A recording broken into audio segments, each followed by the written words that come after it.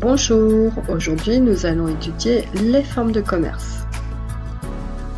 On distingue traditionnellement plusieurs formes de commerce au sein desquelles le degré d'indépendance du commerçant varie, de l'isolement total à l'intégration dans un grand réseau national.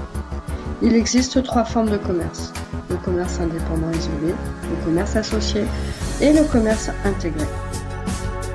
La forme de commerce la plus simple est le commerce indépendant isolé. Le commerçant est le seul décisionnaire pour son commerce, il n'est associé à personne. Par exemple à Colomiers, vous avez l'enseigne Lilo et Bitume en plein centre-ville.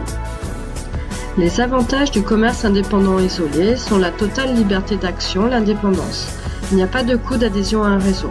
Les inconvénients sont l'isolement du commerçant, il n'a aucune aide ni pour la communication ni pour les achats. La notoriété est longue à construire, l'approvisionnement est cher et il a la concurrence des grands réseaux. Le commerce associé est la deuxième forme de commerce dans laquelle les commerçants sont juridiquement indépendants, mais ils se regroupent pour se renforcer sur le plan économique. Ce regroupement peut avoir plusieurs objectifs, mettre en place une communication commune, regrouper les achats auprès des fournisseurs, partager des savoir-faire ou mettre en place des systèmes communs comme l'informatique. Le commerce indépendant associé peut prendre différentes formes comme la franchise, le groupement d'achat, la commission affiliation ou encore la concession.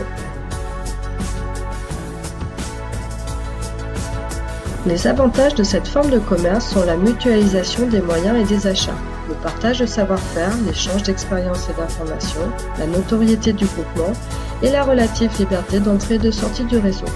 Les inconvénients sont le coût d'adhésion au réseau, ainsi que le temps passé pour participer au fonctionnement de celui-ci. Un réseau intégré au succursaliste est un réseau monté en propre par une enseigne. La tête de réseau possède plusieurs points de vente, il s'agit de la maison mère. Les points de vente magasins ou boutiques sont des filiales ou bien des succursales. Une succursale est un établissement secondaire intégré au groupe de distribution.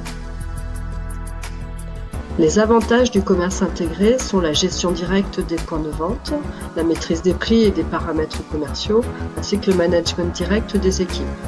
Un inconvénient majeur, créer un réseau intégré nécessite un investissement très important, financier et humain.